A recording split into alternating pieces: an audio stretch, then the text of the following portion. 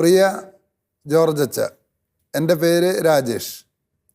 എൻ്റെ ജീവിതത്തെ ആഴത്തിൽ സ്വാധീനിച്ചുകൊണ്ടിരിക്കുന്ന ഒരു വിഷയത്തിൽ അച്ഛൻ്റെ മാർഗനിർദ്ദേശവും പിന്തുണയും തേടി ഒരു ഭാരമുള്ള മനസ്സോടെയാണ് ഞാൻ ഈ കത്തെഴുതുന്നത്. ഞാൻ ഒരു ഓട്ടോ ഡ്രൈവറാണ്. ഭാര്യയും 2 കുട്ടികളുമുണ്ട്. കഴിഞ്ഞ ഏതാനും മാസങ്ങളായി ഞാൻ മദ്യത്തിൻ്റെ പിടിയിലകപ്പെട്ടു. എനിക്ക് നിയന്ത്രണം നഷ്ടപ്പെടുന്നതായി എനിക്ക് തോന്നുന്നു. അതിൻ്റെ അനന്തരഫലങ്ങൾ കൂടുതൽ വ്യക്തമാണ്. ഭാര്യ എൻ്റെ മക്കളെയും കൊണ്ട് അവളുടെ വീട്ടിൽ പോയി നിൽക്കാൻ തുടങ്ങിയിട്ട് ഇപ്പോൾ മാസം 3 ഇപ്പോൾ ഞാൻ മദ്യപാനം കുറച്ചു, എന്നാലും പൂർണ്ണമായി ഉപേക്ഷിക്കാൻ സാധിക്കുന്നില്ല. എത്ര പറഞ്ഞിട്ടും അവൾ തിരിച്ചു വരാൻ കൂട്ടാക്കുന്നില്ല. എനിക്ക് എൻ്റെ ഭാര്യയും മക്കളുമൊത്ത് നല്ല കുടുംബജീവിതം നയിക്കണമെന്നുണ്ട് അച്ഛൻ. എനിക്ക് പൂർണ്ണമായും മദ്യപാനം നിർത്തണം. മദ്യാസക്തിയുടെ ചങ്ങലകളിൽ നിന്ന് എങ്ങനെ മോചനം നേടാം? അതിൻ്റെ പ്രലോഭനങ്ങളെ ചെറുക്കാനുള്ള ശക്തി എങ്ങനെ കണ്ടെത്താം? എൻ്റെ കുടുംബത്തിനുള്ളിലെ വിശ്വാസവും സ്നേഹവും എങ്ങനെ പുനർനിർമ്മിക്കാം? തുടങ്ങിയ കാര്യങ്ങളിൽ ഞാൻ അച്ഛൻ്റെ ഉപദേശം തേടുന്നു. രാജേഷ്. അപ്പോൾ രാജേഷിനോട് ഒന്നാമതായിട്ട് എനിക്ക് പറയാനുള്ളത്, മദ്യപാനവും കുടുംബജീവിതവും ഒരുമിച്ച് പോവുകയില്ല.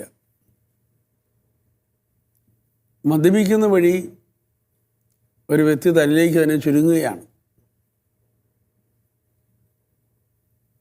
2, രാജേഷിൻ്റെ ഭാര്യ മനസ്സിലാക്കിയിട്ടുണ്ട് ലഹരി വഴി അനേകം കുടുംബങ്ങൾ നശിച്ച് തരിപ്പണമായി തീർന്നത്. അങ്ങനെയൊരു സ്ഥിതി എൻ്റെ കുടുംബത്തിനും സംഭവിക്കുമോ എന്ന പേടി മൂലം രാജേഷിനോട് വഴക്കിടാനോ ഒന്നും അവൾ ശക്തയല്ല. പിന്നെ അവൾക്ക് ചെയ്യാവുന്ന ഒരേ ഒരു പ്രതിഷേധമാണ് നേരെ വീട്ടിലേക്ക് മടങ്ങുക എന്നത്. അതാണിപ്പോൾ ഭാര്യ ചെയ്തിരിക്കുന്നത്. പക്ഷേ രാജേഷ് ഇവിടെ മനസ്സിലാക്കേണ്ട ഒരു കാര്യം, തൻ്റെ മദ്യപാനം മൂലം ഭാര്യയും 2 കുഞ്ഞുങ്ങളും തനിക്ക് നഷ്ടപ്പെടുന്ന ഒരു സാഹചര്യം വന്നിട്ടും അതിലേക്ക് തന്നെ കൊണ്ടുവന്ന് എത്തിച്ച മദ്യപാനം ഉപേക്ഷിക്കുവാൻ രാജേഷിന് ഇതുവരെ കഴിഞ്ഞിട്ടില്ല. രാജേഷ് പറയുന്നത് ഞാൻ മദ്യം കുറച്ചു എന്നാണ്. അച്ഛൻ പറഞ്ഞത് മദ്യപാനവും കുടുംബവും ഒരുമിച്ച് പോകില്ല. മാത്രമല്ല, മദ്യപാനി സ്വയം കേന്ദ്രീകൃതനാകുന്നു എന്ന് അച്ഛൻ പറഞ്ഞല്ലോ. ഞാൻ അതിനെ ഒന്ന് വികസിപ്പിക്കാൻ ആഗ്രഹിക്കുകയാണ്. കാരണം കുടുംബത്തിൽ ഉള്ള ഒരു വ്യക്തി സ്വകാര്യ സന്തോഷം അനുഭവിക്കുന്നത് പൈശാചികമാണ്. എന്ന് പറഞ്ഞാൽ ഞാൻ ഭാര്യയ്ക്ക് കൂടി പങ്കുവയ്ക്കാത്ത ഒരു സന്തോഷം അനുഭവിക്കാൻ പാടില്ല എന്ന്. ആ പൈശാചികതയാണ് യഥാർത്ഥത്തിൽ ഞാൻ സ്വകാര്യമായിട്ട് കുറച്ച് പൈസ എടുത്ത് 2 പെഗ് കുടിച്ച് വരിക എന്ന് പറഞ്ഞാൽ അത് അച്ഛനെ യോജിക്കാൻ പറ്റുന്ന. അച്ഛൻ പറഞ്ഞതിൻ്റെ അർത്ഥം എനിക്ക് മനസ്സിലാവുന്നത് അങ്ങനെയാണ്. ഇവിടെയാണ് കുടുംബം തകർന്നു പോകുന്നത് എന്നാണ് അച്ഛൻ സൂചിപ്പിക്കുന്നത്. തീർച്ചയായിട്ടും. അപ്പോൾ നമുക്കിവിടെ രാജേഷ് മനസ്സിലാക്കേണ്ട ഒരു കാര്യം, ഭാര്യയും കുഞ്ഞുങ്ങളും തൻ്റെ ഭവനത്തിലേക്ക് പോയിട്ട് പോലും മദ്യമാണ് അവരെ പ്രധാനപ്പെട്ട കാരണമായി ചൂണ്ടിക്കാണിച്ചിരിക്കുന്നതെന്ന് വ്യക്തമായിട്ട് പോലും ഈ മദ്യപാനം നിർത്തുന്നില്ല. മദ്യപാനം നിർത്താൻ രാജേഷിനെ കൊണ്ട് കഴിയുന്നില്ല. അപ്പോൾ അതുപോലെ ലഹരി രാജേഷിനെ അടിമയാക്കിയിരിക്കുകയാണ്. രാജേഷ് മദ്യം കഴിക്കുന്നു എന്നതിനേക്കാൾ കുറച്ചും കൂടെ വ്യക്തമായി മദ്യം രാജേഷിനെ കീഴ്പ്പെടുത്തിയിരിക്കുന്നു. ഇതാണ് സത്യം. ഇത് രാജേഷ് അക്സെപ്റ്റ് ചെയ്യുക, എന്നെ മദ്യം കീഴ്പ്പെടുത്തിയിരിക്കുകയാണ്. എങ്ങനെയാണ് രാജേഷ് ഈ ഉപേക്ഷിക്കാൻ സാധിക്കാത്ത വണ്ണം മദ്യത്തിൻ്റെ അടിമയായി തീർന്നത്? സയൻറ്റിഫിക്കായിട്ട് പറഞ്ഞാൽ ലഹരി കഴിക്കുന്നത് വഴി വലിയ ക്വാണ്ടിറ്റിയിലാണ് ഡോപ്പാമിൻ എന്ന് പറയുന്ന പ്ലഷർ കെമിക്കൽ തലച്ചോറിലേക്ക് വരുന്നത്. അത് വലിയ അളവിൽ തലച്ചോറിലേക്ക് വരുന്നത് കൊണ്ട് മദ്യം കഴിക്കുന്നതിൽ കുറഞ്ഞുള്ള ഒരു കാര്യത്തിലും പ്ലഷർ തോന്നാത്ത ഒരവസ്ഥ മദ്യപാനിക്കുണ്ടാകുകയാണ്. എന്ന് പറഞ്ഞാല് ഇതുമൂലമുണ്ടാകുന്ന കെമിക്കല് തലച്ചോറിൽ വന്നാല് പിന്നെ കുട്ടികള് കളിത്തമാശയോ അങ്ങനത്തെ ഒരു കാര്യവും മനുഷ്യന് സന്തോഷം തരില്ല എന്ന്. ഇല്ല. രാജേഷിനെ സംബന്ധിച്ചിടത്തോളം ഭാര്യയോടൊപ്പം സമയം ചെലവഴിക്കുന്നു, മക്കളോടൊപ്പം സമയം ചെലവഴിക്കുന്നു. ഇതെല്ലാം ഒരു കാലത്ത് പ്ലഷർ ഉണ്ടാക്കിയിരുന്ന കാര്യമാണ്. പക്ഷേ അതിനേക്കാളും പ്ലഷറായി മദ്യം മാറിക്കഴിഞ്ഞു. അതുകൊണ്ട് ഇപ്പോൾ ജോലി കഴിഞ്ഞ് രാജേഷ് വീട്ടിലേക്ക് വരുന്നത് മദ്യം കഴിച്ചിട്ടാണ്. അപ്പോൾ പിന്നെ രാജേഷിന് വേറെ പ്ലഷറൊന്നും ആവശ്യമില്ല. അതാണ് രാജേഷിൻ്റെ പ്ലഷർ. അപ്പോൾ ഈ ഒരു സീരിയസ്നെസ് രാജേഷ് മനസ്സിലാക്കണം. അങ്ങനെയാണ് ഈ അഡിക്ഷൻ രാജേഷിൽ വന്ന് ചേർന്നിരിക്കുന്നത്. എന്തെങ്കിലും തരത്തിലുള്ള ഒരു സാഹചര്യം, ഇപ്പോൾ ഉദാഹരണം പറഞ്ഞാൽ വിരസത, ശാരീരികമായ ക്ഷീണം, കഠിനമായ അധ്വാനം, സമയം പോകുന്നില്ല എന്ന ചിന്ത, ഇന്ന് വേണ്ടിടത്തോളം ഓട്ടം കിട്ടിയില്ല എന്ന അവസ്ഥ, കാരണം വരുമാനം കിട്ടുന്നുണ്ടാവില്ല ചിലപ്പോൾ, അങ്ങനെയൊക്കെയുള്ള എന്തെങ്കിലും ഒരു അനുഭവം ഉണ്ടായാൽ ആ ഉണ്ടായ ഡിസ്പ്ലഷർ അത് ഉന്മൂലനം ചെയ്യാനായിട്ട് ഉടനെ തന്നെ എളുപ്പവഴിയായിട്ട്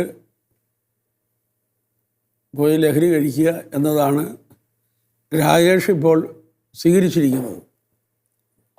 അത് ബോധപൂർവം അല്ല എങ്കിൽ പോലും ബോഡി അതിനായിട്ട് പ്രേരിപ്പിക്കുന്നു. അപ്പോൾ എന്തൊക്കെ വിരസതയുണ്ടെങ്കിലും അല്പം പോയി അടിച്ചിട്ട് വീട്ടിൽ വന്നിരിക്കുക എന്ന് പറഞ്ഞാൽ അതാത് ദിവസത്തെ ഉത്കണ്ഠകൾ അതാത് ദിവസം ഉണ്ടാവും.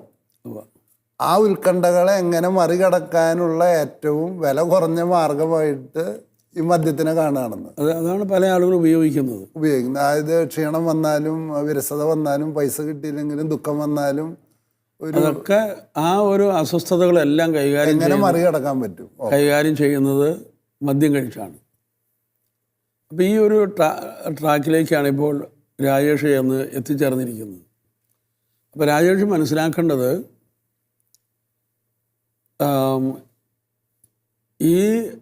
ഇതിനതീതമായ ഒരു സന്തോഷത്തിലേക്ക് രാജേഷിന് എത്തിച്ചേരാൻ കഴിഞ്ഞാൽ മാത്രമേ മദ്യപാനത്തെ പൂർണ്ണമായി ഉപേക്ഷിക്കാനായിട്ട് സാധിക്കുകയുള്ളൂ. ഇവിടെ രാജേഷ് പറയണത് നിർത്തണമെന്ന് ആഗ്രഹമുണ്ടെന്നാണ്, പക്ഷെ പറ്റുന്നില്ല. എഫേസുസുകാരുടെ ലേഖനത്തിൽ 5-ാം അധ്യായം 18-ാം വാക്യം ഇങ്ങനെയാണ്: നിങ്ങൾ വീഞ്ഞു കുടിച്ച് ഉന്മത്തരാകരുത്, അതിൽ ദുരാസക്തിയുണ്ട്, മറിച്ച് ആത്മാവിനാൽ പൂരിതരാകുവിൻ. അപ്പോൾ വലിയ മദ്യം തരുന്നതിനേക്കാൾ വലിയ സന്തോഷം തരുന്ന ഒരു സാന്നിധ്യം പരിശുദ്ധാത്മ അഭിഷേകത്തിൻ്റെ അകത്തുണ്ട്.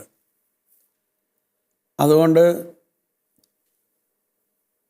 രാജേഷ് എടുക്കുന്ന ഒരു സാധാരണ തീരുമാനത്തിനൊന്നും രാജേഷിനെ ലഹരിയിൽ നിന്ന് മോചിപ്പിക്കാൻ സാധിക്കുകയില്ല.